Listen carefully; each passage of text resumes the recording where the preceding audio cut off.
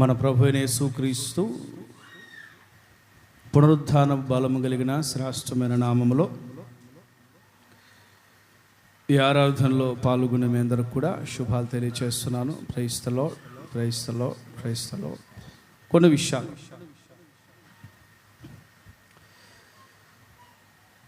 లూకా సువర్తమానం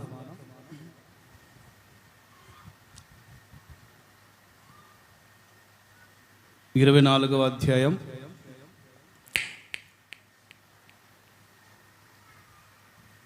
48వ వాక్యం నేను చదువుతున్నాను, మీరు చూడండి. లూకా సువర్తమానం 24వ అధ్యాయం 48 వాక్యాన్ని నేను చదువుతున్నాను, మీరు చూడండి. ఈ సంగతులకు మీరే సాక్షులు. ఆమె చెప్పండి. అపోస్తలుల కార్యాలు 1:8 కూడా నేను చదువుతున్నాను, చూడండి.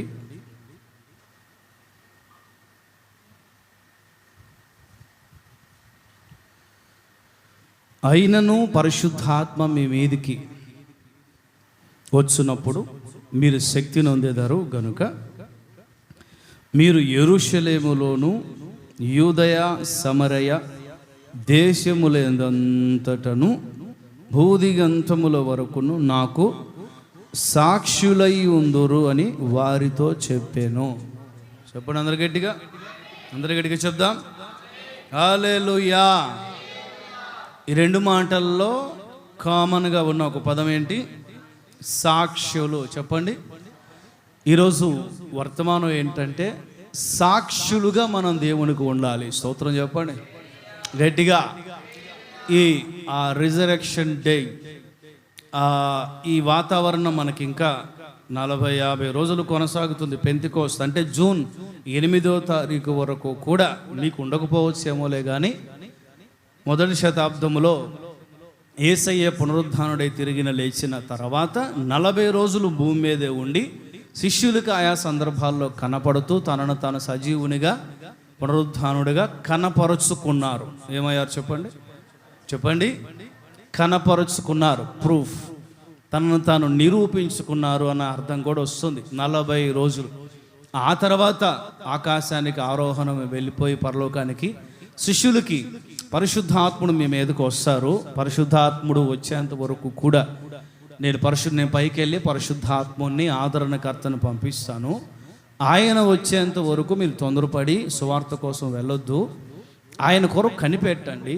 ఆయన మీలోనికి వస్తే మీరు ఎక్కడ ఏ మాటలు చెప్పాలి, ఎవరి దగ్గర ఎలా, ఏ విధంగా, ఏ ప్రాంతాల్లో సాక్షులుగా ఉండాలి, ఎప్పుడు నేను మిమ్మల్ని పరిపూర్ణులుగా చేసి నా దగ్గరికి పిలుచుకుంటాను, ఇవన్నీ కూడా మీకు బోధిస్తారు, నేర్పిస్తారు. మిమ్మల్ని ఆశీర్వాదకరంగా, తొట్టిల్లిపోకుండా ఆశీర్వాదకరంగా ఉండేటట్లుగా మిమ్మల్ని విజయవంతంగా ఆయన నడిపిస్తారు. కాబట్టి ఆయన కొరకు కనిపెట్టండి అని చెప్తే యేసయ్య 40వ రోజు ఆరోహణమే వెళ్ళిపోయిన తర్వాత 10 రోజులు, ఎన్ని రోజులండి?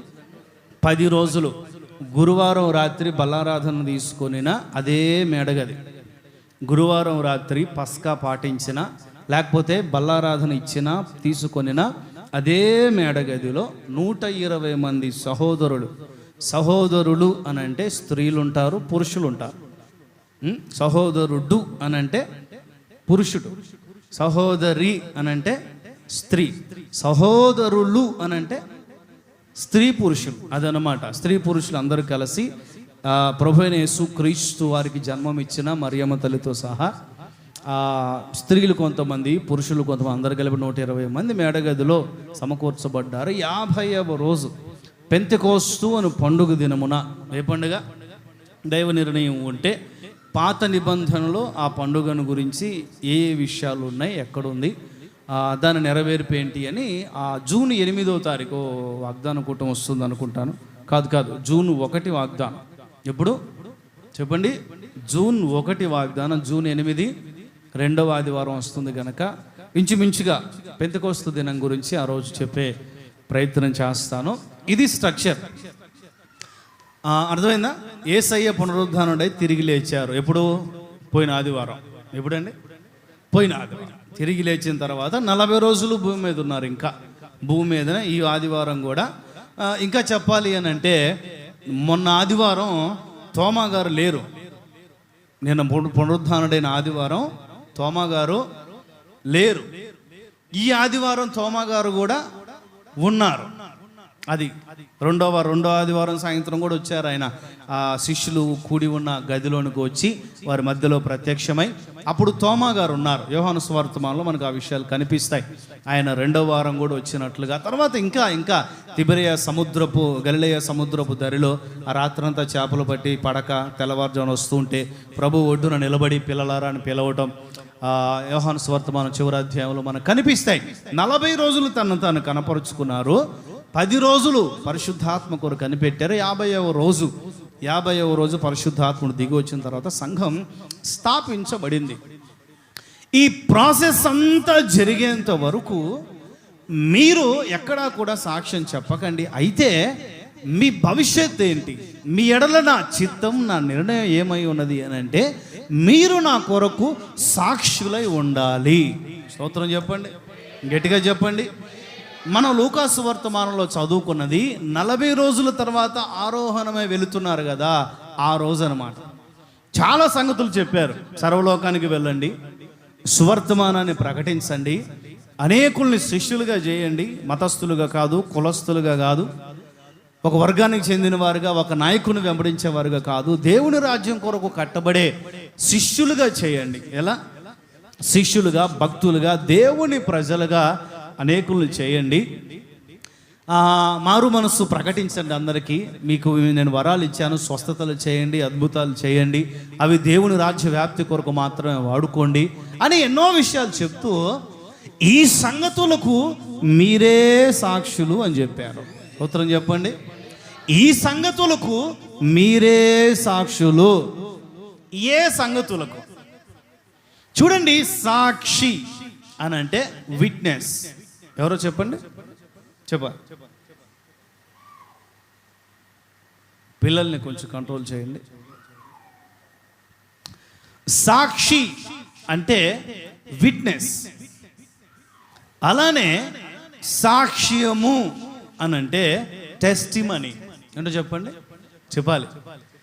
ఈ సాక్ష్యము, సాక్షి, ఈ పదం ఎక్కడ వాడతాము అని అంటే మనం ఏదైనా కళ్ళతో చూసినది, చెవులతో విన్నది ఇతరులకి, అయ్యా నేను చూశానయ్యా, నేను విన్నానయ్యా, ఇది నిజమయ్యా అని సాక్ష్యం చెప్తే, ఇప్పుడు సాక్షి సంతకాలు అంటుంటారు. ఎందుకంటే వాళ్ళ పెళ్ళైన రిజిస్టర్ ఆఫీసులో పెళ్లి చేసుకునే వాళ్ళకి సాక్షి సంతకాలు పెడతారు. ఏ సంతకాలు చెప్పాలి? కోర్టులో ఏదైనా కేసు ఉందనుకోండి, సాక్ష్యం చెప్పే వ్యక్తుల్ని ఏర్పాటు చేసి తీసుకొస్తారు.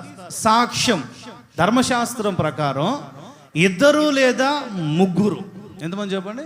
2 లేదా 3 ఒక విషయాన్ని ఒకే కోణములో ధృవీకరించి చెప్పారు అని అంటే అది నిజం. ఏంటి?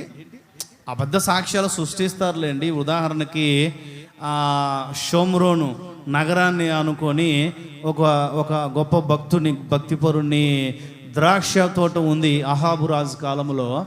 అహాబు మాట్లాడాడు అతనితో, అతనేం ఒప్పుకోలేదు, మా పూర్వీకుల దయ అని అన్నారు. తర్వాత అహాబు భార్యగా, రాణిగా, మహారాణిగా ఉన్న ఎజబెల్, నీవు రాజు అయి ఉండి మూతి ముడుచుకున్నావు ఏంటి నాయనా, నేను చూసుకుంటాను అతని సంగతి అని కొందరు అబద్ధ సాక్షులను నిలవబెట్టి, ఏంటో చెప్పండి, అబద్ధ సాక్షులను నిలువబెట్టి, ఈ అబద్ధ సాక్షుల పని ఏంటి అంటే డబ్బులు తీసుకుంటారు. డబ్బులు తీసుకొని నిజాన్ని త్రిప్పేస్తారు, నిజాన్ని మార్చేస్తారు, వాళ్ళ స్వార్థం. ఆ తర్వాత 1 నెల, 2 నెలలు, 3 నెలల తర్వాత అదే వ్యక్తుల్ని పిలిపించి అదే విషయం గురించి అడిగామనుకోండి, మాకు గుర్తులేదు అంటారు. ఎందుకంటే వాళ్ళు పర్టికులర్గా ఆ రోజు కోసం నియమించబడ్డారు. వాళ్ళకి ఆ తర్వాత అయిన గుర్తుండవు. అబద్ధ సాక్ష్యం చెప్పడానికి వచ్చారు, సాక్ష్యం చెప్పారు, పోయారు. 3 నెలలు, 6 నెలల తర్వాత మళ్ళీ అతను తీసుకొచ్చి ఇతను ఎవరో తెలుసా, ఇదేంటో తెలుసా అని అడిగితే వాళ్ళు చెప్పలేరు. డబ్బు కొరకు చేసేవాళ్ళు అబద్ధ సాక్షి. ఏంటో చెప్పండి?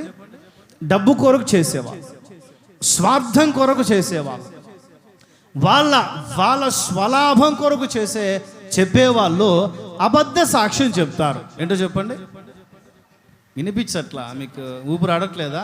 ఫ్యాన్లు వేసారు అన్నీ ఫుల్గా పెట్టండి.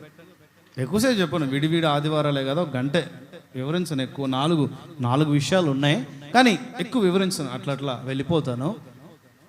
అలాంటి వాళ్ళని అబద్ధ సాక్షులు అంటారు. ఇప్పుడు నేను చెప్పేది ఏంటి అని అంటే, ఇప్పుడు ఈ సాక్ష్యం, ఇప్పుడు ఈ సంగతులకు ఏంటో చెప్పండి. ఈ సంగతులు ఏవో, ఆ సంగతులు ఏవో అని ఒక 4 విషయాలు చెప్తాను. ఈ సంగతులకు సాక్షులుగా ఉన్నవారు మొదటి శతాబ్దంలో కానీ ఈ 2000 సంవత్సరాలుగా కానీ వారు స్వార్థంతో చెప్పిన వారు కాదు, స్వలాభం కోసం చెప్పిన వాళ్ళు కాదు, ధనం కోసం, డబ్బు కోసం ఏదో చెప్పిన వాళ్ళు కాదు, అబద్ధాలు చెప్పిన వాళ్ళు కాదు, అబద్ధ సాక్ష్యాలు చెప్పిన వారు కాదు, ప్రాణాలు కాపాడుకునేటానికి చెప్పిన సాక్ష్యం కాదు. ప్రాణాలు పోతున్నా కూడా ఈ సాక్ష్యము కొరకు నిలబడి సాక్షులుగా నిలబడ్డారు. స్తోత్రం చెప్పండి, గట్టిగా చెప్పండి. ప్రాణాలు పోతున్నాయి అయినా కూడా ఆ సాక్ష్యం మారట్ల వాళ్ళ నోట్లో. వారి హృదయాల్లో అయ్యా మేము విన్నదానిని, మేము చూసిన దానిని చెప్పకుండా ఎలా ఉంటామయ్యా? యోహాను మొదటి పత్రిక 1వ అధ్యాయం అదే ఉంటుంది. మొదటి వాక్యంలో మీరు ఇంటికి వెళ్ళి చూసుకోండి.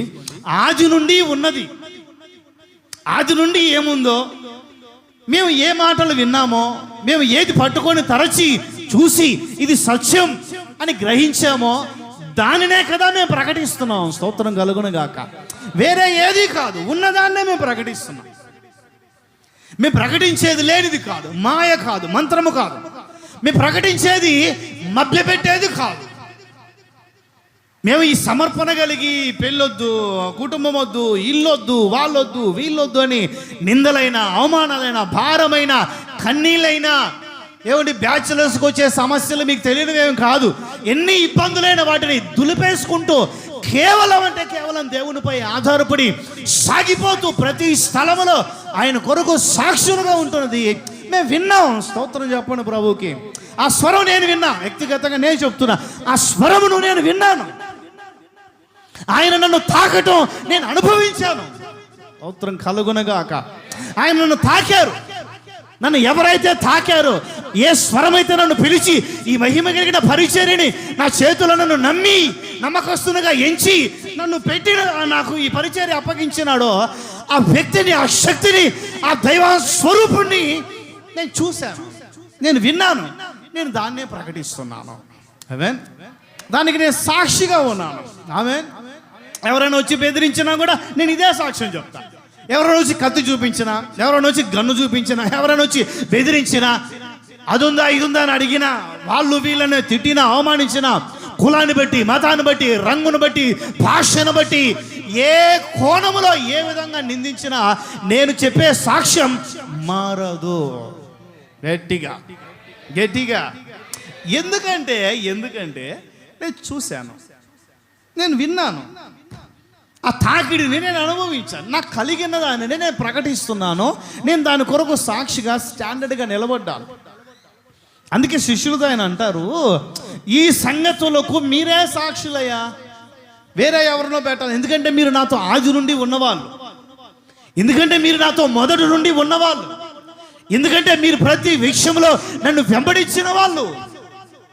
అయితే మీరు సాక్షులుగా ఉండాలి అని అంటే పరిశుద్ధాత్మ అభిషేకం కొరకు కనిపెట్టండి. సాక్ష్యం చెప్పే కోణాలు కొంతమందికి తెలియదు. ఇప్పుడు సాక్ష్యాలు ఎట్లుంటాయంటే, కడప రెడ్డమ్మ కొడుకు రెడ్డి అన్నాను నేను. చిన్నతనం నిక్కర్లు వేసుకొని తిరిగే రోజుల్లోనే బాంబులు చుట్టా. ఇట్లా 100 మందిని చంపా, ఫలానా ట్రైన్లో, ఫలానా బస్సులో, ఫలానా చోట. ఆడు దొరక్కే ఎఫ్ఐఆర్లు మాత్రం రాసి, ఆడు దొరక్కే ఇప్పుడు దాకా పోలీసులు ఎదుగుతూ ఉన్నారు. ఇప్పుడు మైక్ పట్టుకొని పబ్లిక్గా సాక్ష్యం చెప్తున్న సరికి వచ్చి ఎత్తుకొని పోయారు. నాయన దొరికేవు నాయన. ఎఫ్ఐఆర్లో కేసు ఉంది కానీ మనిషి దొరకలేదు. ఇప్పుడు ఈయన సాక్ష్యం దయా అని చెప్పి మనిషి దొరికాడు. తీసుకెళ్ళి ఎక్కడ పెట్టారు? తీసుకెళ్ళి జైల్లో పెట్టారు. సాక్ష్యాలు అని అంటే మన గురించి చెప్పుకోవాలంటే చాలా ఉంటాయి. మనమేదో నేను ఫలానా అగ్రకులం నుండి వచ్చాను, ఎవరు రమ్మన్నాను నేను, ఫలానా అగ్రకులం నుండి వచ్చాను, ఫలానా ఏమంటారు, ఫలానా రాజు, ఫలానా రెడ్డి, ఫలానా చౌదరి, ఫలానా తొక్క అని తనను తాను ఎక్స్పోజ్ చేసుకుంటూ తన గురించి తాను చెప్పుకుంటూ తానేదో గొప్పవాళ్ళని చెప్పుకుంటూ ఉంటారు. చూసారా, సాక్ష్యపు అవగాహన లేని వారు, ముఖ్యంగా అభిషేకము లేని వారు. ఎవరు వాళ్ళు? అభిషేకం ఉన్నవాళ్ళు ఏం చేస్తారు అని అంటే, అభిషేకం ఉన్నవాళ్ళు యేసయ్యను గురించిన సాక్ష్యాన్ని ముందు పెడతారు. స్తోత్రం కలుగునుగాక, స్తోత్రం కలుగునుగాక. జీవితాల్లో జరిగిన మేలులను చెప్పకూడదా? ఖచ్చితంగా చెప్పాలి. రెండో విషయంలో వస్తుంది, ఖచ్చితంగా చెప్పాలి. అది సమయోచితంగా అభిషేకంతో నింపబడిన వారమే సాక్షులుగా ఉండాలి. చూడండి, బతికినంత కాలం ఊదా రంగు బట్టలు ధరించుకొని ఊపిరాడకుండా దీన్ని తిరిగాడు. ఎవరు? ధనవంతుడు. ఎవరో చెప్పండి? ధనవంతుడు చచ్చిపోయాడు. ప్రతి మనిషి చచ్చిపోవాల్సిందే ఏదో ఒక రోజు. ఈ లోకం ఏ ఒక్కరికి శాశ్వతం కాదు. గొప్ప గొప్ప రాజుల్ని మింగేసింది మరణం, గొప్ప గొప్ప శాస్త్రవేత్తలను మింగేసింది మరణం, గొప్ప గొప్ప వ్యక్తుల్ని, వ్యక్తిత్వం కలిగిన వారిని మరణం విడవలేదు. మరణానికి ఎలాంటి కుల, మత, జాతి ఆ తారతమ్యాలే ఉండవు. ఒక రోజు వచ్చింది అని అంటే మరణం ప్రతి ఒక్కరిని మింగివేయాల్సిందే. ఈ చోటనే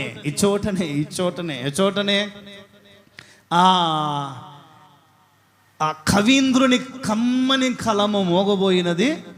చెప్పండి, ఈ చోటనే లేత ఇల్లాలి నల్ల పూసల దండ తెంచబడినది.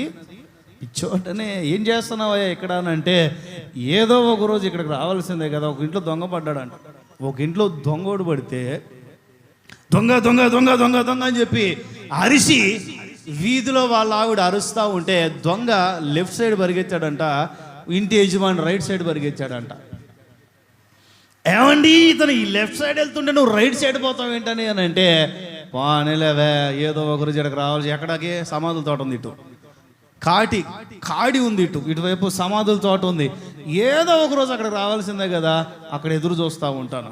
ఏదో ఒక రోజు మనిషి కాటికి కాలు చాపాల్సిందే. కాలం ఏ ఒక్కరికి కూడా కొలతలు వేసి ఆగదండి. ఆ మరణం ఏ ఒక్కరికి కూడా కొలతలు వేయదండి. ప్రతి ఒక్కరిని కూడా ఏదో ఒక రోజు తనతో పాటు తీసుకుని వెళ్ళాల్సిందే. భూమి మీద మనం ఎలా బ్రతుకుతున్నాం, ఎలా బ్రతకాలి అన్నది మన చేతుల్లోనే ఆధారపడి ఉంటుంది. ఎవరి చేతుల్లో? చెప్పండి. దేవుని పని ఏంటి? మనకు పరిశుద్ధ గ్రంథాన్ని ఇచ్చారు. దేవుని పని ఏంటి? మన కొరకు భూమి మీద దిగి వచ్చారు, రక్తం చిందించారు, ఏమండి పునరుద్ధరణ తిరిగి లేచారు, పరలోకానికి వెళ్ళి మన కొరకు ఎదురు చూస్తున్నారు. తప్పిపోతారేమో, పారిపోతారేమో, వెళ్ళిపోతారేమో, జారిపోతారేమో, నరకానికి వెళ్తారేమో అనే ప్రేమతో మాకు లాంటి సేవకుల్ని దేవుడు తన కొరకు ఏర్పాటు చేసుకొని వారం వారం మీకు హితోపదేశం ఇస్తూ ఉన్నారు. ఆయన చేయాల్సిన ప్రయత్నాలన్నీ ఆయన చేస్తూనే ఉన్నారు. కానీ మనం మన ప్రయత్నాలు చేయకపోతే ఇదిగో ఇక్కడ ఒక సందర్భం జరుగుతుంది. ఈయన చనిపోయి పాతాళానికి వెళ్ళారట. ఎక్కడికి వెళ్ళారు? చనిపోయి పాతాళానికి వెళ్ళారు. పాతాళంలో బాగా వేదన, అగ్ని ఆరదు, పురుగు చావదు. పురుగు అని చెప్పబడే ఆత్మకు చావు ఉండదు, అగ్ని ఆరదు. తరతరాలు ఆ మంట ప్రభావం ఆ శరీరం మీద, చనిపోయిన ఆత్మ మీద ఎప్పుడు ఆ మంట, బాధ, వేదన ఉంటానే ఉంటుంది. అక్కడ టైం ఉండదు, ఇంకా యుగాలు, తరతరాలు 24 గంటల అనే టైమే ఉండదు. ఇంకంతే కాలుతా ఉన్నాడు. ఆ పక్కన అగాధం ఉంది, పెద్ద లోయ. ఏముంది? ఆ లోయ అవతల పరదైసు అని చెప్పబడే ఒక ప్రశాంతవంతమైన, ఒక సమాధానకరమైన ప్రాంతం ఉంది.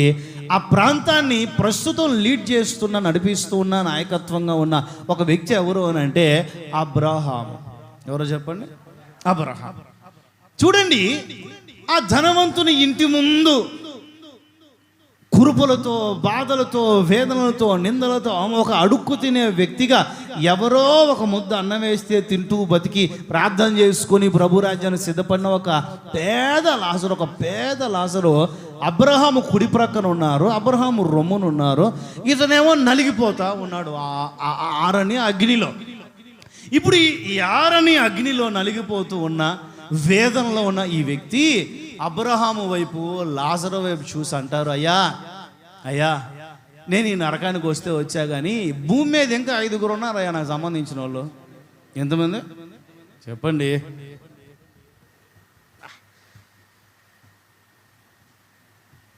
భూమి మీద ఇంకా 5 ఉన్నారయ్యా నాకు సంబంధించిన నా సహోదరులు.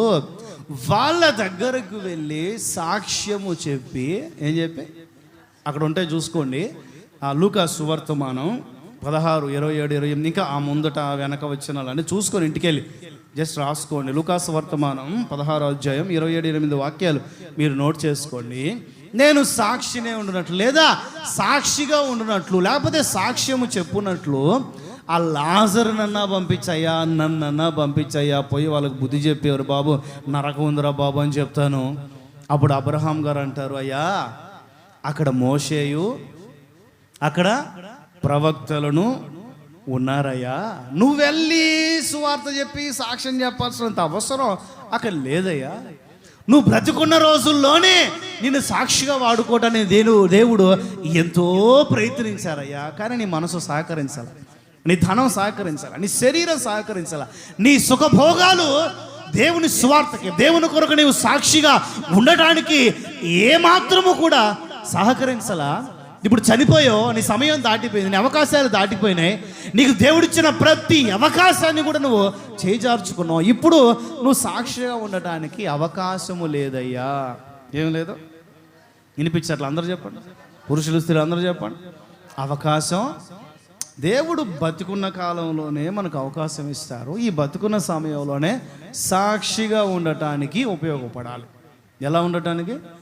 టక టక టక టక 4 విషయాలు చెప్తాను. ఎన్ని విషయాలు? మొదటిది యేసయ్య పుట్టుకను గురించిన, యేసయ్య రక్షకుడు అనే ఈ వర్తమానాన్ని గురించి మనం సాక్షులంగా ఉండాలి. యోహాను మొదటి పత్రిక 4:14. త్వరగా చూడండి. వచ్చిన చూసిన వాళ్ళందరూ చదవండి. ఎవరన్నా త్వరగా చదవండి. యోహాను మొదటి పత్రిక 4:14. మరియు తండ్రి తన కుమారుడైన యేసయ్యను లోకరక్షకుడుగా ఉండటానికి పంపి ఉండటం మేము చూసామయ్యా బాబు. మేము చూసాం కాబట్టి ఆయన లోకరక్షకుడుగా భూమి మీదకు వచ్చాడు, పుట్టాడు అని సాక్షులముగా మేము ఉన్నాము. సోదరులు చెప్పండి, గట్టిగా చెప్పాలి. హల్లెలూయా.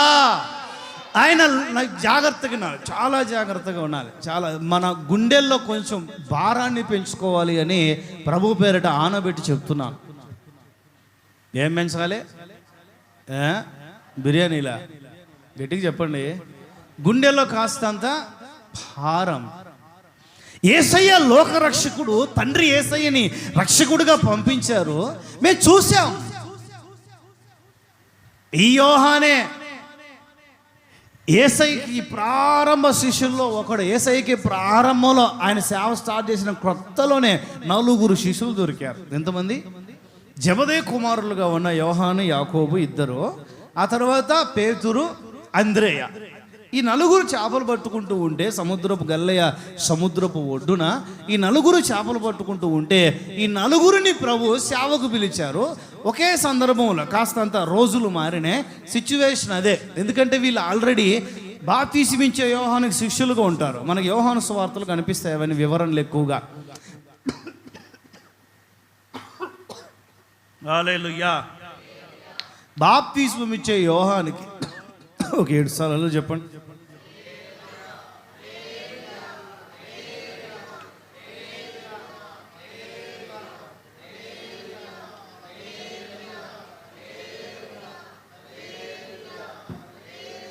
భలే చెప్తున్నారే, కడుపులో చల్లగలకుండా ఎంత ప్రశాంతంగా చెప్తున్నారు.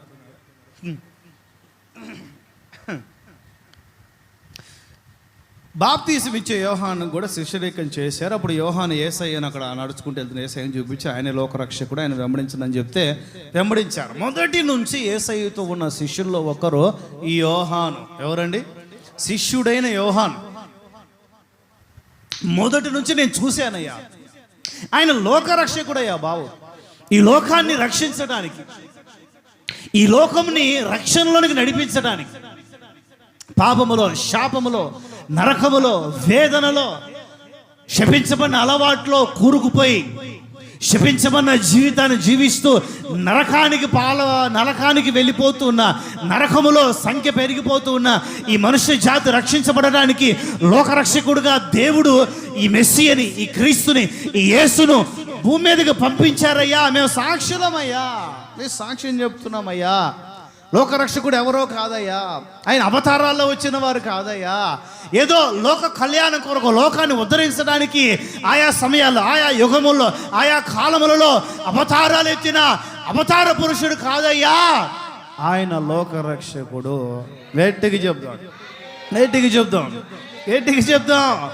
ఒకవేళ అవతార పురుషుడు ఉన్నాడు అని అనుకుంటే అవతార పురుషుడు ఒకే ఒక అవతారం అయ్యా, వేరేదేదో కాదయ్యా. అది నజరేయుడైన యేసు భూమి మీదకి వచ్చి అవతరించిన నరావతారం. అవి చెప్పండి గట్టిగా. హల్లెలూయా. మేము చూసామయ్యా, మేము విన్నామయ్యా, మేము అనుభవించామయ్యా, ఆయనే లోకరక్షకుడయ్యా అని సాక్ష్యం చెప్తున్నా. చూడండి, ఇప్పుడు గొల్లలు ఉన్నారండి, మనకు బాగా తెలుసు కదా. ఎవరు చెప్పండి. గొల్లలు. వాళ్ళ పని వాళ్ళు చేసుకుంటా ఉన్నారు, మందను కాచుకుంటా ఉన్నారు. మధ్యరాత్రి వేళ దేవదూత వచ్చారు, సువర్తమానం ప్రకటించారు. అయ్యా, ఇట్లా లోకరక్షకుడు పుట్టారు, ఆయన పేరు యేసు, పొత్తిగుట్లతో చుట్టబడి అక్కడ ఫలానా పశువుల తొట్లో, పశువుల పాకలు ఉంటారు, వెళ్ళి చూడండి అంటే వెళ్ళారు, చూశారు. వెళ్ళారు, చూశారు. వెళ్ళిన వాళ్ళు, చూసిన వాళ్ళు, ఇంక వీళ్ళు కాచుకునేదే మధ్యరాత్రి అయితే వెళ్ళి చూడటం ఇంకా మిడ్ నైట్, ఇంకా తెల్లవారు అయిపోయి ఉంటుంది కదా. ఆ రాత్రి అంతా జర్నీలే జరిపోయిన వాళ్ళకి, నిద్రపోయారు లేదో పాప. రాత్రి వెళ్ళారు, చూశారు. మొత్తానికి చూసి వాళ్ళు విన్నదానని, వాళ్ళు చూసిన దానని వాళ్ళ ప్రాంతాల్లోనికి వెళ్ళి ప్రకటించారంట. స్తోత్రం చెప్పండి. వాళ్ళు లోకరక్షకుడిని చూశారు, దేవదూత చెప్పడం విన్నారు. మేము చూసాం, మేము విన్నాం. దేవదూత లోకరక్షకుడుగా యేసయ్య వచ్చాడు, ఫలానా చోట ఉన్నాడు, ఆయనే లోకరక్షకుడు, ఆయనే ఇమ్మానుయేలు, ఆయనే ఆ మనిషి కుమారుడు భూమి మీదకి వచ్చాడు, ఈ ప్రపంచానికి శక్తి కలిగిన మార్గాన్ని చూపడానికి పుట్టాడు, ఉద్భవించాడు. ఇదిగో మేము నువ్వు చెప్పేస్తున్నాను, వెళ్ళిపోతున్నాను. సర్వోన్నతమైన స్థలముల్లో దేవునికి మహిమ, ఆయనకి ఇష్టమైన మనుషులకి భూమి మీద సమాధానం కలుగునగా. కానీ ఒక అల్పులకి, లేకపోతే ఒక మధ్యతరగతి, ఒక భేదవాళ్ళకి, లేకపోతే గొర్రెలు కాచుకునే గొర్రెల కాపర్లకు సువార్త చెప్తే వాళ్ళు విన్నదానని, వాళ్ళు వెళ్ళి సాక్షాత్తు యేసయ్యను చూసిన దానని వెళ్ళి వాళ్ళ ప్రాంతాలలో ప్రకటించారంట. స్తోత్రం చెప్పండి. ఇప్పుడు నేను మీకు చెప్పేది, మీకు ఆ విషయం లూకాసు వర్తమానం మనకు తెలుసు కదా బాగా, గొల్లల గురించి. జస్ట్ టిక్ చేసుకోండి, 2వ అధ్యాయం 17-18 వాక్యాల్లో ఉంటుంది. టిక్ చేసుకుని ఇంటికి వెళ్ళి చూసుకోండి. ఇప్పుడు మనం ఏం చేయాలి అని అంటే, అరే ఆ రక్షకుడు నన్ను రక్షించాడు, స్తోత్రం కలుగును గాక. ఆయన రక్షణలో ఉన్న ఆనందాన్ని నేను అనుభవిస్తున్నానయ్యా, ఆయన నమ్ముకోనండి అయ్యా. ఎవరెవరి దగ్గరికి వెళ్ళాల్సిన పనిలా, ఎవరెవరి దగ్గరకో ఆశ్రయించాల్సిన పనిలా లోకరక్షకుడు 2000 ఏళ్ల క్రితమే మన కొరకు పుట్టాడు, స్తోత్రం కలుగునగాక. గగనమును చీల్చుకొని మన కొరకు వచ్చాడు, స్తోత్రం కలుగునగాక. కన్య గర్భములో ఉద్భవించాడు, స్తోత్రం కలుగునగాక. దానికి మేము సాక్షులము. ఆ రక్షణానందం మేము అనుభవిస్తున్నాం, స్తోత్రం కలుగునగాక.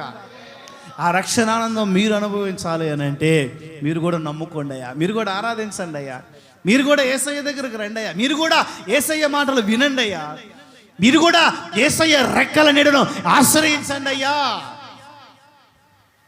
ఆయన పుట్టుకను గురించి సాక్షులుగా ఉండాలి. ఎలా ఉండాలి? మనకే ఒక నిశ్చయత, మనకే ఒక కన్ఫర్మేషన్ లేకపోతే గుడ్డిగా సేవకులు చెప్పింది నమ్మటం అని కాదు. చదువు ఉన్న వాళ్ళైనా చదువు లేని వాళ్ళైనా మీ పరిధిలో ఒక రక్షకుడు నా కొరకు పుట్టారు అనే స్వరక్షణ అనుభవం మనకు ఉండాలి. మామూలుగా మిషనరీలు లేకపోతే బాప్తీసం ఇచ్చేవాళ్ళు ఒక ప్రశ్న వేయాలి. ఇప్పట్లో అంత టైం దొరకట్లేదేమో మనకు తెలియదు, కానీ ఏమండి ఇప్పట్లో ఆ ప్రశ్నలు కనిపించట్లా.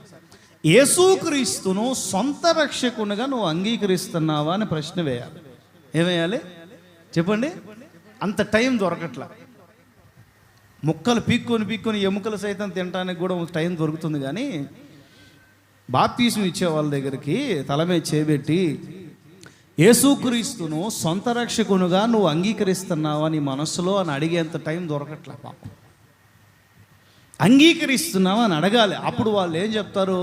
అయ్యా, అప్పుడు వాళ్ళు నిజంగా బలవంతంగా ఉంటే ఎవడో లేదు నాయనా మా ఆవిడ పంపించింది అంటాడు, లేదు నాయనా మా ఆయన పంపించా, లేకపోతే మా అమ్మ, లేకపోతే పెళ్లి కోసం, లేకపోతే దీనికోసం ఏదో ఒకటి చెప్పాలి. ఎవరు బలవంతం చేయట్లేదు కదా, యేసుక్రీస్తు సొంత రక్షకుడికి అంగీకరిస్తున్నావు కదా అంటే వాళ్ళు యథార్థంగా వాళ్ళు ఉన్న సాక్ష్యం చెప్పాలి అక్కడ. అవునయ్యా, యేసుక్రీస్తుని చెప్పండి, నా అంతటా నేనే, నా రెండో విషయంలో కూడా వస్తుంది, నా అంతటా నేనే సొంత రక్షకునిగా, నా కొరకు ఒక రక్షకుడు పుట్టాడు నన్ను రక్షించడానికి, పున్నామ నరకం నుంచి నన్ను రక్షించడానికి. ఏ నరకం? పున్నామ నరకం నుంచి తప్పించబడాలి అని అంటే పుత్రుడు పుట్టాలి అంటారు. ఎవరు పుట్టాలి? ప్రథమ సంతానం ఎవరై ఉండాలి? పున్నామ నరకం నుండి ఒక మనిషి తప్పించబడాలి అని అంటే దైవపుత్రుడు ఒకరు పుట్టాడు కదండి. కొట్టు గట్టిగా పుట్టాడు. నిజమే, ఆ వేదాలు ఆ సారము కలిగిన మాటలు నిజమే. పున్నామ నరకం నుండి తప్పించబడాలి అని అంటే పుత్రుడు పుట్టాలి. ఆ పుత్రుడు కూడా ఓం శ్రీ కన్యసుతాయ నమః, స్తోత్రం చెప్పండి, కన్యసుతుడుగా పుట్టాలి. ఆ పుత్రుడు, ఆ కన్యసుతుడుగా పుట్టినవాడు ఓం శ్రీ బ్రహ్మపుత్రాయ నమః అంటే బ్రహ్మకి పుత్రుడిగా, తండ్రికి దేవునికి కుమారుడుగా భూమి మీద పిలవబడాలి. స్తోత్రం చెప్పు. బ్రహ్మపుత్రుడిగా పిలువబడ్డాడు, కన్యసుతుడుగా ఉదయించాడు. పున్నామ నరకం నుండి తప్పించబడడానికి పుత్రుడు పుట్టాలనే లేఖన, లేకపోతే ఆ పూర్వీకులు రాసిన వేదాల నెరవేర్పు మన ప్రభువులో నెరవేరింది కదా. ఈ ప్రత్యక్షత, నా కొరకు ఒక రక్షకుడు పుట్టారు, నా కొరకే పుట్టారు. ఏదో యెరూషలేములో పుట్టారు, ఏదో బేత్లెహేంలో పుట్టారు, ఏదో యూదా భాష మాట్లాడే, హెబ్రీ భాష మాట్లాడే వాళ్ళే ఆ జాతిలో పుట్టారు. లోకస్తుల వలె కాదు. దయ్యాలు కూడా ఒప్పుకుంటా యేసుప్రభు పుట్టాడని. ఒప్పుకోవండి, యేసుప్రభు పుట్టాడని దయ్యాలకు తెలియదా? దయ్యాలు కూడా ఒప్పుకుంటాయి. లోకస్తులు కూడా చెప్తారు. లోకస్తులు కూడా చరిత్ర పుస్తకం ఇస్తే క్రీస్తు పూర్వం అంటాడు, క్రీస్తు శకం అంటాడు. ఏంటి దానికి అర్థం? పాపం అయ్యి తట్టుకోలేక కొంతమంది కామన్ ఎరా, సిఈ, బిసిఈ, ఏసిఈ ఏంటో చెప్పండి, అందరూ చెప్పండి. పాపం తట్టుకోలేక ప్రభు గురించి పద్దాకలో క్రీస్తు పూర్వం క్రీస్తు శకం, క్రీస్తు పూర్వం క్రీస్తు శకం, క్రీస్తు పూర్వం క్రీస్తు శకం అంటామంటే క్రీస్తు అనే పదం ఆ దుష్టుని చెవిలో పడితే తట్టుకోలేడు కదండి. ఏసు రక్తమే జయమంటే దయ్యాలు పోతుంటాయి కదా. మరి ప్రతిసారి కూడా చరిత్ర పుస్తకాల్లో క్రీస్తుకు పూర్వం క్రీస్తు శకం, క్రీస్తుకు పూర్వం బీసీ, బిఫోర్ క్రైస్ట్, ఏసీ, లేకపోతే ఏడి ఎన్ని డొమిని, లేకపోతే ఏసీ ఆఫ్టర్ క్రైస్ట్, ఏదైనా ఇవి తట్టుకోలేక సిఈ అనే పదాన్ని కనిపెట్టారు. ఏ పదం? కామన్ ఎరా. ఏంటది? కామన్ ఎరా అంటే సామాన్య శకం. తెలుగులో ఏమంటారు చెప్పండి? అందరు చెప్పాలి మర్యాదగా, మీకు మర్యాద ఉండదు, గట్టిగా చెప్పండి. ఇట్లా చెప్తుంటేనే మీకు ఇంకొక అర్ధగంట అయిపోయింది. అర్ధగంట అయింది, 33 నిమిషాలు, మీకు 27 నిమిషాలు ఛాన్స్ ఉంది అంతే. ఇంకొక గంట వింటారా, 27 నిమిషాలే వింటారా? మీరు చెప్పరు, నాకు తెలుసు, మీరు చెప్పరు, నాకు తెలుసు. సామాన్య శకం ఏంటి?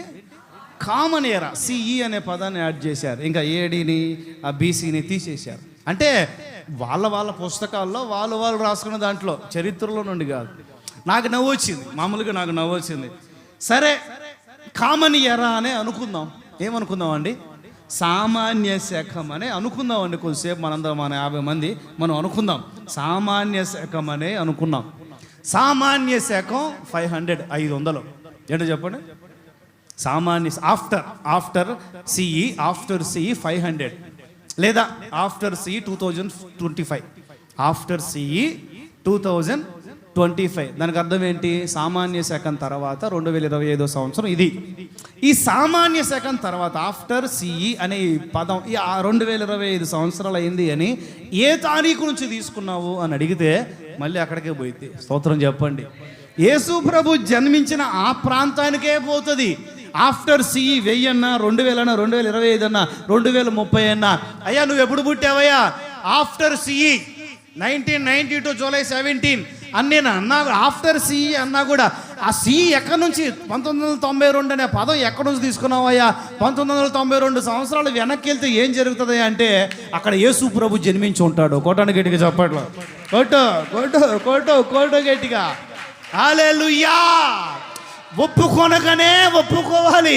ఒకడు సర్వలోకాన్ని ఉద్ధరించడానికి, సర్వలోకాన్ని రక్షించడానికి, సర్వలోక పాప పరిహారార్థమై ఒకడు పుట్టాడు బ్రహ్మపుత్రుడిగా, ఒకడు పుట్టాడు కన్యసుతుడిగా, ఒకడు పుట్టాడు పున్నామ నరకుడు తప్పించగలిగిన ఒక ప్రథమ సంతతిగా ఒకడు పుట్టాడు. ఆయన పేరు నజరేయుడైన యేసు అని చెప్పాల్సిందే, చెప్పాల్సిందే, చెప్పాల్సిందే. ఎవరైనా చెప్పాల్సిందే. ఎవరైనా చెప్తారు కానీ మనం చెప్పం. ఎందుకంటే ఆయన మనకు సొంత రక్షకుడు కాదు కదా. అవునంటారా కాదంటారా? గట్టిగా చెప్పండి. సొంత రక్షకుడేనా? మరి చెప్తున్నాం, మన వంతుగా మనం చెప్తున్నామా లేదా చెప్పిస్తున్నామా? సాక్షులుగా ఉంటున్నామా? వర్తమానం ఏంటి? సాక్షులుగా ఉంటున్నామా? నన్ను రక్షించింది యేసుక్రీస్తు, నా రక్షణానందం యేసుక్రీస్తులో ఉంది. ఇంకా ఇంకా ఇంకా ఇంకా 3 విషయాలు ఉన్నాయి. అపోస్తులుగా రెండో విషయం చెప్తాను. అపోస్తుల కార్యాలు 10:39. త్వరగా ఉండండి.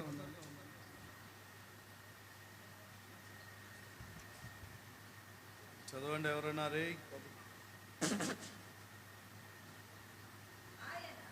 మీరుండండి. ఇంకొకరు ఎవరైనా చదవండి, చదవండి, తీయండి. కాదు, 10:39 అపోస్తుల కార్యాలు. అపోస్తుల కార్యాలు 10:39.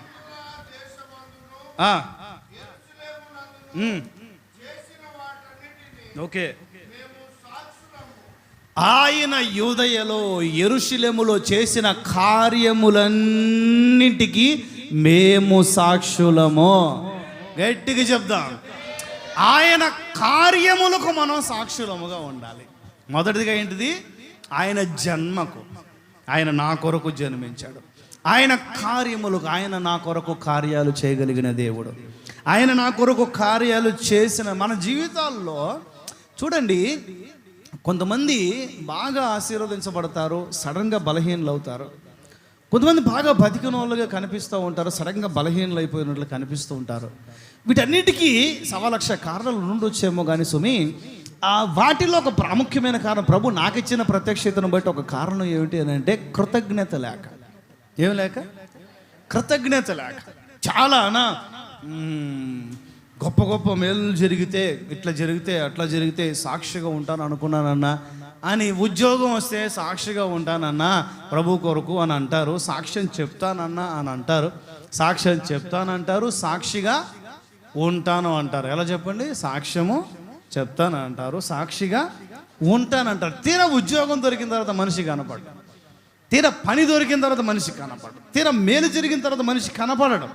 ఫోన్లు చేసి, అన్నా కొంచెం బిజీగా ఉన్నాను, అయ్యా నీకు మేలు జరిగి 4 రోజులైంది కదా, సంఘంలో ఒక చిన్న సాక్ష్యం చెప్తే వినే 10 మందికి ధైర్యంగా ఉంటుంది కదా, బలహీనలుగా ఎవరైనా ఉంటే వాళ్ళకి బలంగా ఉంటుంది కదా, సాక్ష్యంగా ఉంటుంది కదా. సర్లే నువ్వు పని చేసే దగ్గరైనా ప్రజలకు చెప్తున్నావా నేను ఈ స్థితిలో ఉంటానికి కారణం నేను ఆరాధించే దేవుడు నా జీవితాల్లో గొప్ప కార్యాలు చేశారు. ఎక్కడ ఉంటుంది అది? మరియమ్మ గారు ఎవరు ఉంటారు, సంథింగ్ లూకాసు వార్త 2వ అధ్యాయం అనుకుంటా. యేసయ్య దేవుడు నా ఎడల గొప్ప కార్యములు చేశాను, స్తోత్రం కలుగును గాక. చూడండి, మనం రాసుకోలేదు నేను. సరే, లూకాసు వార్తలోనే ఖచ్చితంగా లూకాసు వార్తలో ఎలిజబెత్ గారు మరియమ్మ గారు ఎదురెదురు పడినప్పుడు పరిశుద్ధాత్ముడు ఎలిజబెత్ గారి గర్భంలో ఉన్న యోహాను నింపబడతాడు పరిశుద్ధాత్మతో. అప్పుడు అదే అభిషేక ప్రవాహముతో ఎలిజబెత్ గారు కూడా కొన్ని విషయాలు అంటారు మరియమ్మ గారిని చూసి. ఆ తర్వాత మరియమ్మ గారు కూడా ఎలిజబెత్ గారితో కొన్ని పాట రూపకంగా, కావ్య రూపకంగా కొన్ని విషయాలు చెప్తుంటారు. 2-3 అధ్యాయాలు అనుకుంటా. మొదటి 2 చూడు, ఇది రావట్లేదు, చూడు జాక్. మొదటి 2 అధ్యాయాలు అనుకుంటాను, మీరు చూసుకోండి. దేవుడు నా ఎడల గొప్ప కార్యాలు చేశారు. చెప్పకపోతే ఎలా తెలుస్తుంది? ఎక్స్పోజ్ చేయాలి కదా, ఎక్స్ప్రెస్ చేయాలి కదా, చెప్పాలి కదా. చెప్పకపోతే ఎలా తెలుస్తుంది? ఏమండి, కొంతమంది ఫలానా చాలా చోట్ల జరిగిందే, చాలా చోట్ల జరిగిందే. ఒక్క ఉపమానమో ఒక ఉదాహరణే రాట్లా, సరిగ్గా తీసిపెట్టు. ఒక్క ఉదాహరణే, ఒక్క ఉపమానమే ఏసన్న గారు చెప్పింది. మా అల్లుడు కనపడట్లేదయా, మా అల్లుడు ఫలానా మిస్ అయ్యాడయ్యా, ప్రార్థన చేయండి అయ్యా అని చెప్పి పోయి ఏమండి మీరు ఉపవాసం ఉండి ప్రార్థన చేయండి అయ్యా అని చెప్పిందంట ఆ తల్లి ఏసన్న గారికి. ఆయనేమో గట్టిగా పాపం దొరికితే కుటుంబం మొత్తం మందిరానికి వస్తుందిలే అని చెప్పి ఆశతో వారం నుండి ఉపవాసం ఉండి ప్రార్థన చేస్తున్నాడు ఆయన. పాపం వారం నుంచి ప్రార్థన చేస్తూ ఉంటే ప్రభువు చెప్పారంట ఒకసారి ఇంటికి పోయిరాయన ఆయన. ఒకసారి ఇంటికి పోయిరానంటే ప్రభు ఆయన ఇంటికి పోయి విజిటింగ్ పోయి చూస్తే బయట కూర్చొని చిల్లిగారలు తిన్నాడంట. నాటుకోడి కూరలో నాటుకోడి మాంసంలో చిల్లిగారలు వేసుకొని తిన్నాడంట. అమ్మ ఎవరమ్మా ఈ మహానుభావుడు అంటే అయ్యా అల్లుడయ్యా ఎప్పుడు వచ్చి తెచ్చాడమ్మా అంటే 3 రోజులు అయిందయ్యా. నీకు బుద్ధి ఉందా లేదా చైతన్య మోహన్ అన్న? వారం రోజులు నేను ఉపవాసం ప్రార్థన చేస్తూ ఉంటే 3 రోజులైనా కూడా చెప్ప అంటే ఏమైంది?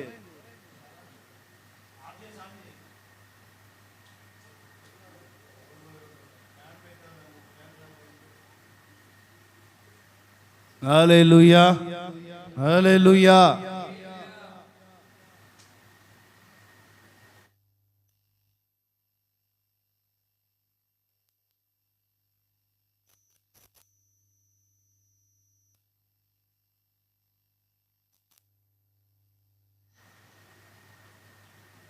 Praise the lord. హల్లెలూయా. సరే చూసుకోండి, చూడు జాగ్రత్తగా అది ఏమైందో. మీకు వినిపిస్తుంది కదా, నాకు వినపడకపోయినా పర్లేదు. మీకు వినిపిస్తుందా? బాగానే ఉంది కదా. హల్లెలూయా. సరే, చాలా మంది మేలు జరగాలి అయినా ఫలానా సమస్య, అన్నా ఫలానా సమస్య, ఫలానా బాగాలేదు, ఫలానా ఆరోగ్యం బాగాలేదు, ఫలానా సమస్య సమాధానం లేదు, ఫలానా నెమ్మది లేదు, ఫలానా అభివృద్ధి లేదు, ఫలానా చాలా చెప్తుంటాం. కానీ మేలులు జరిగిన తర్వాత ఆ మేలులు మరలా తిరిగి దేవుడు తీసుకునే స్థితికి వచ్చేస్తారు. మరలా దేవుడు ఆ మేలులను దూరం చేసే స్థితికి వచ్చేస్తారు. ఏమండి ఎందుకు వస్తున్నారు అంటే కృతజ్ఞత లేక, సాక్ష్యం చెప్పక. సంఘములో సాక్ష్యం చెప్పాలి, సమాజంలో కూడా ఆయన చేసిన కార్యాల విషయమై సాక్షులుగా ఉండాలి, సాక్షులుగా ఉండాలి. ఇప్పుడు ఒక కుష్ఠరోగి ఉన్నాడండి. లూకాసు వర్తమానం 5వ అధ్యాయం 14-15 వాక్యాలు నోట్ చేసుకొని నా వైపు చూడండి. చాలా విషయాలు ఉన్నాయి. లూకాసు వర్తమానం 5వ అధ్యాయం 14-15 వాక్యాల్లో ఒక విషయం జరుగుతుంది. అక్కడ ఏం జరుగుతుంది అని అంటే, ఇంకా పైన ఆ పై వాక్యాలు కింద వాక్యాలకు వెళ్తే ఇంకా మ్యాటర్ ఉంటుంది. ఒక కుష్ఠరోగి. ఎవరండి? అందరు చెప్పాలి, చాలా బాగుంటుంది ఇది. ఒక కుష్ఠరోగి. అందరు చెప్పండి. ఈయన ఎవరో కాదు, భక్తుడే. ఈయన ఎవరో కాదు, ఇజ్రాయేలీడే. ఈయన ఎవరో కాదు, దేవుని పెట్టే. సంఘానికి పోయేవాడే, మందిరానికి పోయేవాడే, పెద్ద బైబిల్ పట్టుకొని తిరిగే భక్తుడే. కుష్ఠరోగం వచ్చింది, రోగం వచ్చింది, బలహీనత వచ్చింది, ఫ్యామిలీలో సమస్య వచ్చింది. ప్రభు అయిన యేసు క్రీస్తు ఆ దారిలో వెళ్తుంటే అతను వెళ్ళాడు. ప్రభువా అని అన్నాడు. ఏమన్నాడు? తెలుసు, అన్నీ తెలుసు ఆయనకి. ప్రభువా అని ఎవరిని పిలవాలి, పాస్టర్ గారు అని ఎవరిని పిలవాలి, అన్న అని ఎవరిని, అక్క అని ఎవరిని పిలవాలి, అన్నీ తెలుసు ఆయన. అన్నీ తెలిసిన మహాభక్తుడే. ప్రభువా నీకు ఇష్టమైతే, నీ చిత్తమైతే, మంచి ప్రార్థనా పరుడే. అయ్యా నీ చిత్తమైతే చెయ్యయ్యా, నీకు ఇష్టమైతే చెయ్యయ్యా, నీకు నచ్చితేనే చెయ్యయ్యా. మంచిగానే అడుగుతున్నాడు. నీకు ఇష్టమైతే అయ్యా నన్ను శుద్ధినిగా చేయ్యా అన్నాడు. ప్రభు అన్నారు, నాకు ఇష్టమే, శుద్ధుడు అవ్వు అన్నాడు. స్తోత్రం చెప్పండి, గట్టిగా చెప్పండి. నాకు ఇష్టమే, శుద్ధుడు అవ్వు అన్నాడు. ఖాళీ కూర్చుంటే ఏంటి అర్థం?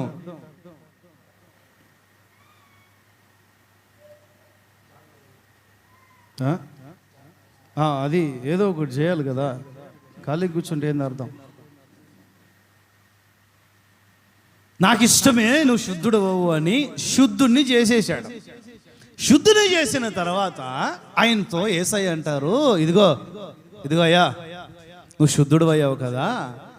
నువ్వు అపవిత్రుడుగా ఉన్నప్పుడు నీ సంఘములో ఉన్న విశ్వాసులందరికీ తెలుసు. నీకు వచ్చిన రోగం, నీకు వచ్చిన బలహీనత అందరికీ తెలుసు. ప్రార్థన అవసరతలు కోరావు కదా, యాజకునికి కనపరుచుకున్నావు కదా. రోగం వచ్చిందని నిర్ణయించింది యాజకుడిగా. నీకు ఆరోగ్యం బాగాలేదు, ఇంట్లో ఉండు, నేను నీకోసం ప్రార్థన చేస్తా అని చెప్పింది ఎవరు చెప్పండి? యాజకుడు. నీకోసం వారం వారం సన్నిధిలో ప్రార్థన చేయిస్తుంది ఎవరు? నీకు ఆరోగ్యం బాగలేదని చెప్పాలి. యాజకుడు. సేవకుడు. నీకు ఆరోగ్యం బాగలేదని ప్రార్థన చేస్తుంది సేవకుడు.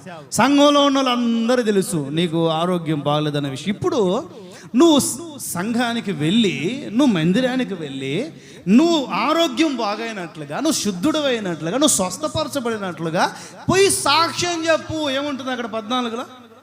త్వరగా చదవండి, త్వరగా. అప్పుడు ఆయన నువ్వు చెప్పాల్సింది ప్రెజెంట్ బయట కాదు, బంధువుల్లో కాదు, స్నేహితుల్లో కాదు, నువ్వు ఎక్కడెక్కడో ఏదేదో చెప్పడం కాదు. పోయింది. ఎక్కడెక్కడో ఏదేదో చెప్పడం కాదయ్యా. నువ్వు సంఘస్థుడివి, నువ్వు దేవుని బిడ్డవి, నువ్వు మందిరానికి వెళ్ళేవాడివి, నువ్వు సంఘములో సాక్షిగా ఉండాలి. స్తోత్రం చెప్పండి. నీకు జరిగిన మేళ్ళు, నీకు జరిగిన సూచక్రియలు, నీకు జరిగిన ఆశ్చర్య కార్యముల విషయమై నువ్వు సాక్షిగా మొదట సంఘములో ఉండాలి. సాక్ష్యార్థమే నిన్ను నువ్వు యాజకునికి నీ దేహాన్ని కనపరుచుకో. అప్పుడు ఆయన చెప్తాడు, దేవుడు మన ప్రార్థనలు విన్నాడు, దేవుడు మనల్ని చూశాడు, ఈ కుటుంబాన్ని చూశాడు, ఈ సహోదరుని చూశాడు. దేవుడు తన రక్తం ప్రోక్షించి తన హస్తం చాపి ఈ సహోదరుని స్వస్థపరిచారు. ఈ సహోదరుడు కృతజ్ఞతగా సాక్ష్యం చెప్తున్నారు. ఈ సాక్ష్యాన్ని బట్టి దేవునికి స్తోత్రము కలుగునుగాక. హల్లెలూయా.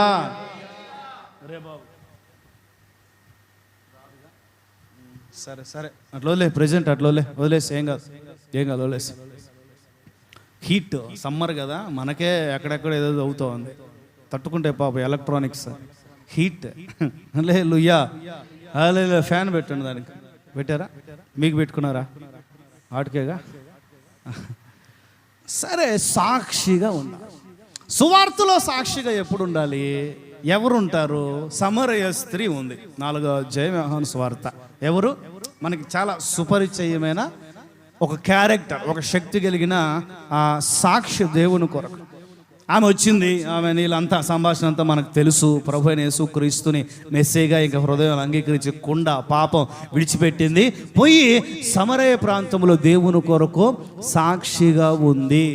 ఎలా ఉంది? బయట. ఎలా? బయట. కొత్తగా రక్షణ పొందిన క్రొత్తలో బయట వాళ్ళకి రక్షణ అర్థమై బయట వాళ్ళకి ఆశీర్వాదం కలిగేటట్లుగా బయట వ్యక్తులకి మనం సాక్షిగా ఉండాలి. బయట సాక్షిగా ఉండాలి. కానీ సంఘములో ఉన్నవాడు ఎక్కడ సాక్షిగా ఉండాలి? ఎదిగే కొద్దీ చెప్పండి. సంఘంలో నాటబడిన వాడు ఎక్కడ ఉండాలి? సంఘములో సాక్షిగా ఉండాలి. స్తోత్రం చెప్పండి. కొత్తగా రక్షణ పొందిన కొత్తలో మనం ఎక్కడ సాక్షిగా ఉండాలి? సమరయ స్త్రీ వలె బయట వ్యక్తులకి. మొత్తానికి ఒక విశ్వాస, ఒక క్రైస్తవుడు దేవుడు చేసిన కార్యాల కోసం బయట లోపల సాక్షిగా ఉండాలి. చెప్పండి గట్టిగా. ఆమె చెప్పినంత తేలిగ్గా మీరు ఉంటున్నారా సాక్షులుగా? మంచి మనసుతో. మరి నేను అనను గుండెపోటు వస్తుందని. మంచి మనసుతో గుండె మీద చేసుకొని నేను సాక్ష్యం చెప్తున్నాను నలుగురికి. నేను సాక్ష్యం చెప్తున్నా కుదిరినంత వరకు, అవకాశం ఉన్నంత వరకు, నా చేతనైనంత వరకు, నాకు వచ్చిన భాషలో, నాకు తెలిసిన చదువులో, నాకున్న జ్ఞానములో నేను నలుగురికి సాక్ష్యం చెప్తున్నా. రోజుకు 10 మందిని టార్గెట్ పెట్టుకోవాల్సిన పని లేదు. రోజుకు ఒక 100 మందిని టార్గెట్ పెట్టుకోవాల్సిన పని లేదు. టార్గెట్లు కాదు. నీకు అవకాశం ఉన్నప్పుడే సాక్షిగా దేవుని కొరకు ఉండటానికి నీ పెదవి విప్పుతున్నావా? దేవుడు ఎన్నో కార్యాలు ఎన్నో స్వస్థతలు, ఎన్నో అద్భుతాలు, ఎన్నో మేలులు, స్థలాలు లేకపోతే స్థలాలు, ఇల్లు లేకపోతే ఇల్లులు, ఆరోగ్యం లేకపోతే ఆరోగ్యం, పిల్లల చదువులు, సంతానం లేకపోతే సంతానం, ఏదైనా ప్రభు ద్వారా నాకు ఏ ఒక్క మేలు జరగలేదు అన్న వాళ్ళు చేతులు ఎత్తండి, మీకోసం ప్రార్థన చేస్తా. యథార్థంగా చెప్తున్నాను, ప్రార్థనలో పెడతాను, మీకు కూడా మేలు జరిగేటట్లు. ఏ మేలు ఒక్కడు కూడా చేయలేదయ్యా యేసు ప్రభు నాకు మేలు అన్న వాళ్ళు చేతులు ఎత్తండి. ఒక్కడు కూడా ఎవరు లేరా? దేవునికి స్తోత్రం. సరే, దేవుడు నాకు మేలు చేశారయ్యా అన్న వాళ్ళు చేతులు ఎత్తండి. వినిపించిందా? ఓకే, మీ అందరికి చేశారు, చిన్నపిల్లలకు కూడా చేశారు. హల్లెలూయా. ఆయన మేలు చేసే దేవుడు. ఆ మేలుకి కృతజ్ఞత కనుక మనలో లేకపోతే ఆ మేలు మనకు దూరం అయ్యే అవకాశం చాలా ఉంటుంది. చాలా ఎక్కువ అవకాశాలు ఉన్నాయి. సాక్షులుగా ఆయన కార్యాల విషయం మేము సాక్షులంగా ఉన్నామయ్యా. శిష్యులు అంటున్నారు, ఇక్కడ దేవుని సేవకులు అంటున్నారు, ఆయన యెరూషలేము మొదలుకొని యోదయ సమరయ ప్రాంతాలంతటా కూడా ఎన్నో గొప్ప కార్యాలు చేశారు. ఆ కార్యములకు మేము సాక్షులము. యోహాను సువార్త 4:39 నోట్ చేసుకోండి, జస్ట్ నోట్ చేసుకోండి. 3వ విషయం చెప్తాను. ఎన్నో విషయం చెప్పాలి? 3, third one. The Gospel according to John, యోహాను సువర్తమానం 19th chapter 35, 31 నుంచి 35 వరకు నోట్ చేసుకోండి. 35 చదవండి. 3వ విషయం.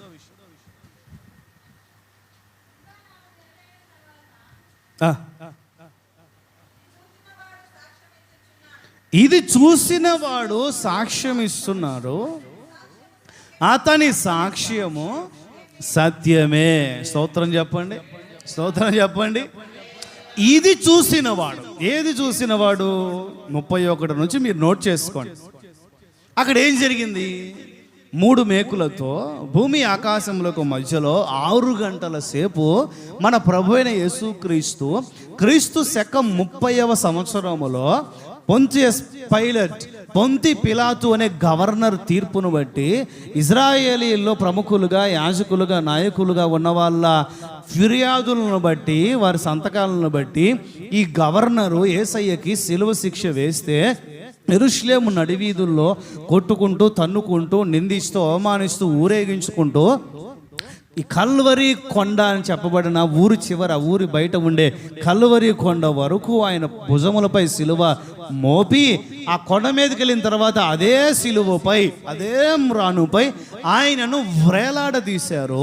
5 లీటర్ల రక్తం గురువారం రాత్రి మొదలుకొనే ఆయనకి రక్తం కారటం మొదలైంది, ఆయనకి ఇబ్బంది మొదలైంది, ఆయన దెబ్బలు కొట్టడం మొదలుపెట్టారు. అది మొదలుకొని శుక్రవారం మధ్యాహ్నం 3 గంటలు, ఆ సౌండ్ అయినా బెంచు, కింద సౌండ్ లైట్గా బెంచు, హౌలింగ్ రాకుండా బెంచు, కింద సౌండ్. శుక్రవారము మధ్యాహ్నం 3 గంటల వేళ, ఎన్ని గంటలకి? 3 గంటల వేళ చనిపోయారు ఆయన. ఉదయం 9 నుండి మధ్యాహ్నం 3 తగ్గించి 3 గంటల వరకు 6 గంటల సిలువ పైన ఉన్నారు. మోసుకుంటూ వెళ్ళింది వేరు, మోసుకుంటూ వెళ్ళింది కొన్ని గంటలు ఉంది. ఉదయం 6 మొదలుకొని స్టార్ట్ చేశారు యాత్ర అంటే అదొక 3 గంటలు అనుకుందాం. 6 గంటల సేపు సిలువలో ఉండి ఆఖరి రక్తం బొట్టు వరకు కూడా, ఆఖరి 34 చదవండి. సైనికులలో ఒకడు ఈటెతో ఆయన ప్రక్కన పొడిచారు. అప్పుడు వెంటనే ఇక చివరి రక్తపు ధార, చివరి రక్తపు బొట్లు, ఇక రక్తము లేక నీరు శరీరంలో నుండి బయటకు వచ్చేసింది. ఇక రక్తము లేక నీరు వచ్చేసింది శరీరంలో నుండి బయటికి. అంటే ఆఖరి రక్తపు బొట్టు వరకు కూడా సిలువలో చిందించారు. ఆయన చనిపోయాడు అనే లేఖనం స్పష్టంగా చెబుతుంది. ఏం చెప్తుంది? చెప్పండి. ఆయన చనిపోయాడు. కొంతమంది అంటే ఆయన చనిపోలేదు, కొంతమంది అంటారు అసలు సిలువలో వేసింది ఆయన్ని కాదు, సిలువలో వేసింది ఇస్కరియోతు యోధాని, సిలువలో వేసింది వేరే శిష్యుణ్ణి, లేకపోతే ఆయన సిలువలో చనిపోలేదు, స్పృహ తప్పిపోయారు, ఆయన శిష్యులు దించేసి నాటు వైద్యం చేసి వేరే దేశానికి పంపించారు. పిచ్చోళ్ళు, పాపం పిచ్చోళ్ళు. అట్లా ప్రశ్నిస్తూ అట్లాంటి మాటలు మాట్లాడుతూ ఉంటే కొన్ని డిబేట్స్ చూస్తుంటా కదా.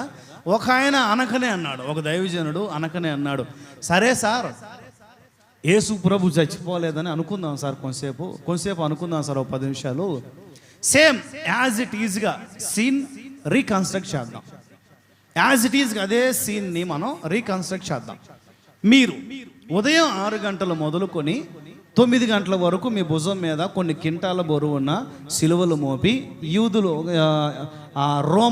రోమీయులు కొరడాలు ఉంటాయి కదా, వాళ్ళ చివరి కొంకేలు ఉంటాయి కదా, అలాంటి కొరడాలు ఒక 2-3 తీసుకొని మిమ్మల్ని వీపు మీద కొట్టుకుంటూ ఒక 3 గంటల సేపు వీధుల్లో ఊరేగించి, వీపు మీద కొడుతూ ఊరేగించి అక్కడ కొండ మీదకి తీసుకెళ్ళి ఆ సిలువ మీద మోపి కొండ మీదకి తీసుకొని వెళ్ళి ఆ 3 మేకులతో, అరచేతుల్లో 2 మేకులు, కాళ్ళకు 1 మేకు, మొత్తం 3 మేకులు మీకు కొట్టి సిలువపై 6 గంటల సేపు మిమ్మల్ని వేలాడదీస్తాను సార్. మీరు బతికారు అని అంటే యేసు ప్రభు కూడా చచ్చిపోలేదని అర్థం. బతుకుతాడా, చేస్తాడండి? అంత సిలువ మోసేదాకా ఎందుకండి? అక్కడ సిలువకి ఎక్కించేదాకా ఎందుకు? దారిలోనే పోతాడు. మీరు కనుక బతుకున్నారంటే ఈ 9 గంటల సేపు మీరు కనుక బతుకున్నారు అని అంటే ఇంక యేసుప్రభు చచ్చిపోలేదని మేము కూడా సంతకం పెట్టి వెళ్ళిపోతాం సార్ అంటే మాటలు లేవు, సాక్ష్యాలు ఉండవు వాళ్ళకి. వాళ్ళు చెప్పే స్టేట్మెంట్స్కి సాక్ష్యాలు ఉండవు, కానీ మనం చెప్పే స్టేట్మెంట్కి సాక్ష్యాలు ఉన్నాయి. స్తోత్రం కలుగునగాక. ఇది చూసిన వాడే సాక్ష్యం చెప్తున్నాడు. స్తోత్రం కలుగునగాక. అది చూసిన వారు వేరే ఎవరు కాదు, ఆయనను పొడిచిన సైనికుడు. స్తోత్రం కలుగునగాక. పొడవమని చెప్పిన సైన్యాధిపతి. స్తోత్రం కలుగునగాక. పక్కనే నిలబడి చివరి శ్వాస వరకు ప్రభువును వెంబడించిన శిష్యుడైన యోహాను. స్తోత్రం కలుగునగాక. మరియమ్మ తల్లి. స్తోత్రం కలుగునగాక. మగ్దలేనే మరియా, యేసు తల్లి అయిన మరియా, సలోమి, జాన్ మార్కు వాళ్ళ అమ్మాయి అయిన సలోమి, స్త్రీలు ఉన్నారు, పురుషులు ఉన్నారు, చిట్ట చివరి వరకు వెంబడించిన యోహాను. ఇది చూసిన వాడు సాక్ష్యం చెప్తున్నాడు. అయ్యా సాక్షిగా ఉండి, ఆయన సిలువ మరణానికి సాక్షిగా ఉండాలి. ఆ సిలువ మరణం అబద్ధం కాదు. సర్వలోక పాప పరిహారం, రక్త ప్రోక్షణం ఆవశ్యకం. ప్రతి గ్రంథం, ప్రతి మతం, ప్రతి జాతి చెప్పగలిగిన మాట అదే. పాపం పరిహరించబడాలి అంటే రక్తము చిందించబడాలి, అంతే. There is no way to us. మనకి వేరే దారి లేదు. అందుకే మనుషులు మేకల యొక్కయో, గొర్రెల యొక్కయో, పక్షుల యొక్కయో, పశువుల యొక్కయో రక్తము చిందిస్తూ బలిపీఠాలు కడుతూ, బలిపీఠాలను రక్తముతో తడుపుతూ యుగాలు, తరాలు, వందల వేల సంవత్సరాలు గడుపుతూనే వచ్చారు. ఈ బాధ, ఈ పరిస్థితులన్నీ యేసయ్య చూడలేక ప్రపంచమంతటికి యుగ సమాప్తి వరకు కాగలిగిన ఒకే ఒక్క బలిని ఆయన ఒకేసారి చెల్లించారు తన శరీరము ద్వారా. స్తోత్రం చెప్పండి. కొరింథీయులకు పౌలు రాసిన మొదటి పత్రిక, కాదు క్షమించండి, పౌలు తిమోతికి రాసిన మొదటి పత్రిక 2:6-7. ఇది నోట్ చేసుకున్నారా? యోహాను 19:31-35 వరకు. పౌలు తిమోతికి రాసిన మొదటి పత్రిక 2:6.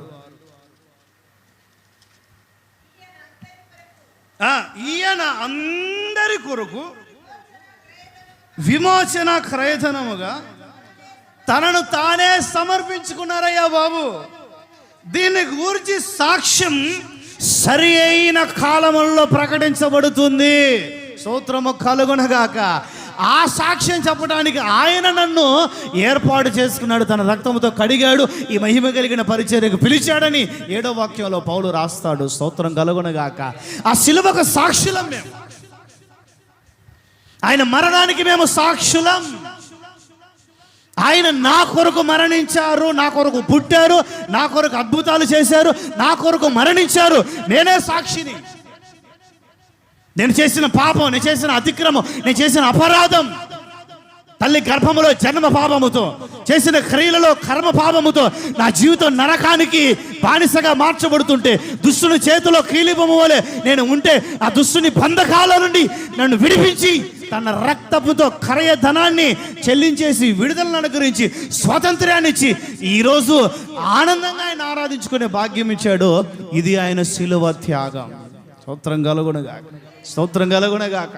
దేవుడు లోకమును ఎంతో ప్రేమించాడు కాగా తన అద్వితీయ కుమారునిగా పుట్టినవాడి యందు ప్రజలు విశ్వాసం ఉంచున్నట్లుగా ఆ అద్వితీయ కుమారుని భూమి మీదకు పంపించి బలియాగంగా మార్చాడండి. దేవుడు లోకాన్ని ప్రేమించాడు. God loves this world. God loves you. God loves us. స్తోత్రం చెప్పండి. దేవుడు నిన్ను, నన్ను, మనలందరినీ ప్రేమించారు కనుకనే క్రయధనము చెల్లించడానికి భూమి మీదకి యేసయ్యను పంపారు. యేసయ్యగా దిగి వచ్చారు. అవే చెప్పండి. ఆ కృతజ్ఞత లేకపోతే ఎట్లా? ఆ సాక్ష్యము మన జీవితాల్లో లేకపోతే ఎట్లా? ఆ సాక్షిగా మనం ఉండలేకపోతే ఎట్లా? ఒక క్రైస్తవుని నిరీక్షణ ఏంటి? యేసయ్య మరణం, యేసయ్య పునరుత్థానం. ఏంటో చెప్పండి. ఒక అపోస్తల కార్యాలయం మొత్తం మనకి ఎక్కువగా జన్మం గురించి కూడా ఎక్కువ ఫోకస్ చేయరు. మరణము, పునరుత్థానం. చెప్పండి. మరణము, పునరుత్థానం. యేసయ్య మరణం, యేసయ్య పునరుత్థానం ఒక క్రైస్తవుని నిరీక్షణ, ఒక క్రైస్తవుని విశ్వాసం. నువ్వు క్రైస్తవుడివి అని చెప్పబడుతున్నావు అని అంటే నీ ఆటోమేటిక్గా నీ నోట్లో రావాల్సిన మాట, లేకపోతే నీ హృదయంలో ఉండవలసిన కృతజ్ఞత, లేకపోతే సాక్ష్యం ఏమిటి అని అంటే, యేసయ్య నా కొరకు చనిపోయి పునరుద్ధరణ తిరిగి లేచారయ్యా, అందుకే నేను క్రైస్తవుడిగా మార్చబడ్డా. ఆయన తన రక్తంలో నా పాపాలు కడిగాడయ్యా, అందుకే నేను క్రైస్తవుడిగా మార్చబడ్డా. నా పాపాలను కడిగేశాడు. ఇక నాకు పాప భయం లేదు, పాప భీతి లేదు, మరణ భీతి లేదు, నాకు ఎలాంటి దిగులు లేదు.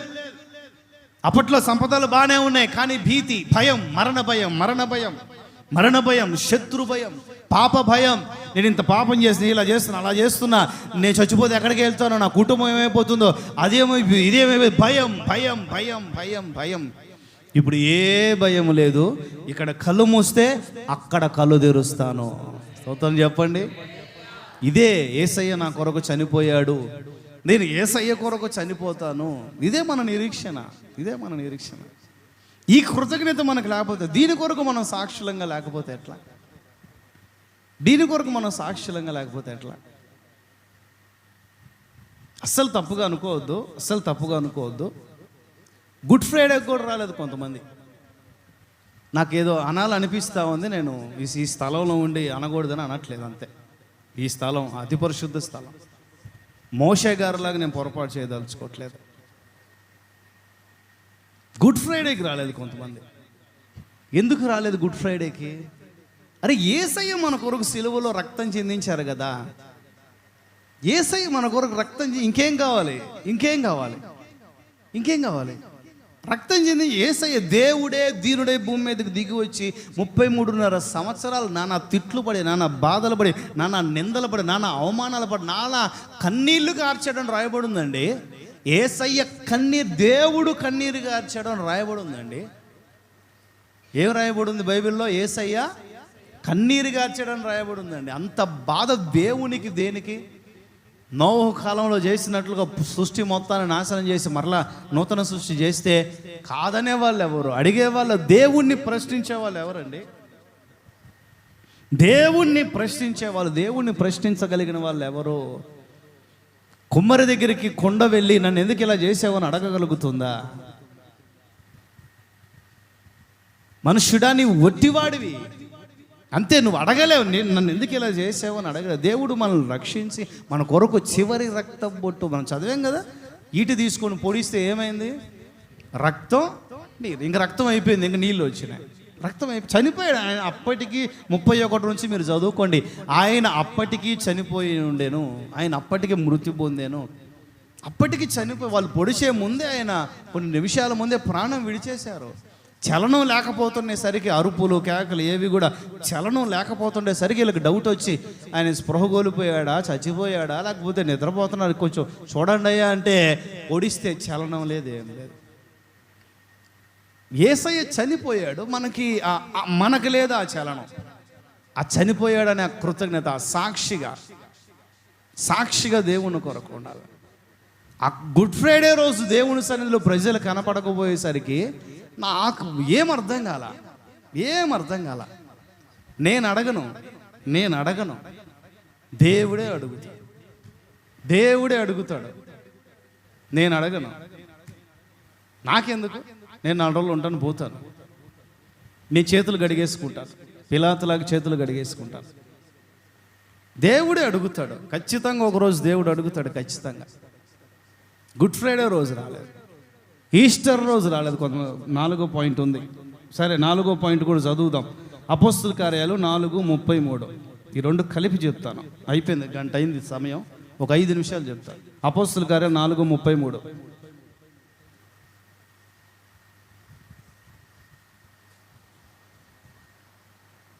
త్వరగా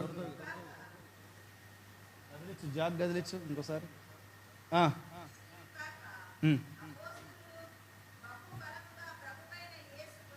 ప్రభు అయిన యేసయ్య పునరుద్ధానాన్ని గురించి అపోస్తలులు బహుబలంగా ప్రకటిస్తున్నారు, బహుబలముగా సాక్ష్యం ఇస్తున్నారు.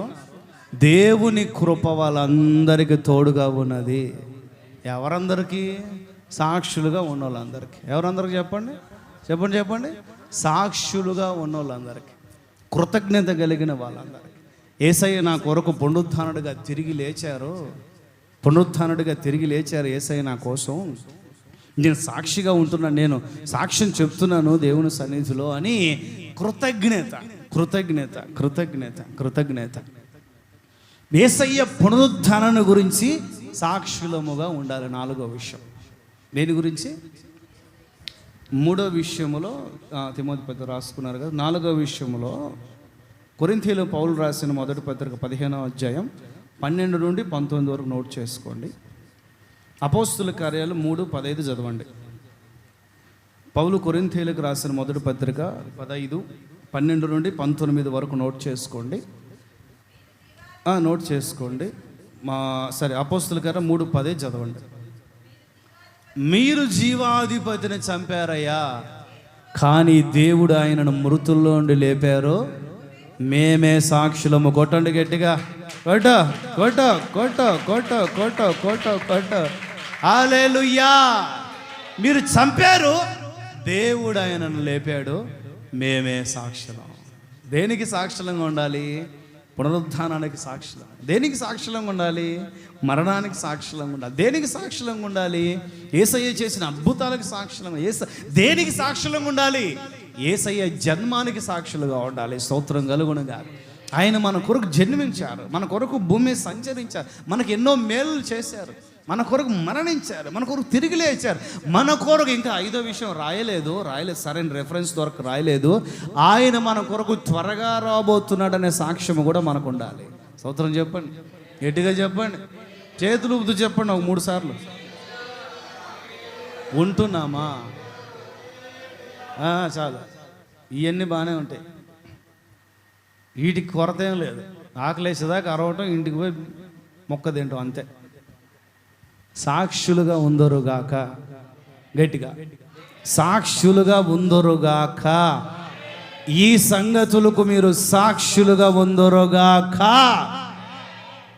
లేచి నిలబడి ప్రార్థన చేసుకోండి.